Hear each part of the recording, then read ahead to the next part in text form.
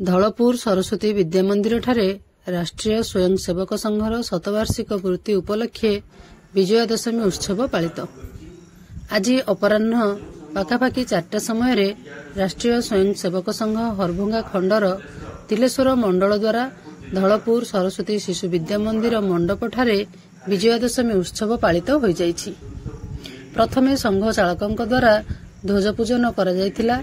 संघ शताब्दी वर्ष पदार्पण रे सहभागितारे सही विप्लवी मानक स्मृतिचारण करने सहित चलित शताब्दी वर्ष रे सप्तसूत्री कार्यक्रम और पंच परिवर्तन संपर्क रे आलोचना करथिले।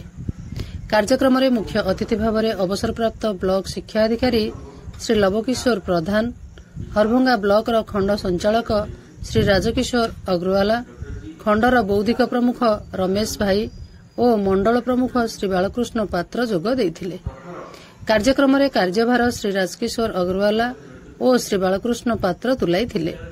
प्रबल वर्षा हेबा सत्वे मध्य आखपाख अंचलर स्वयंसेवक भाई माने योगदान करथिले।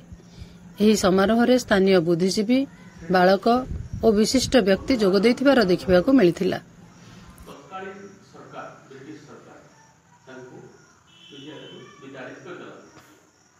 डॉक्टर जी तिले मात्र वृक्षेप नकरी घर छाड़े उच्च शिक्षा निमंते बाहर को गले उच्च शिक्षा प्राप्त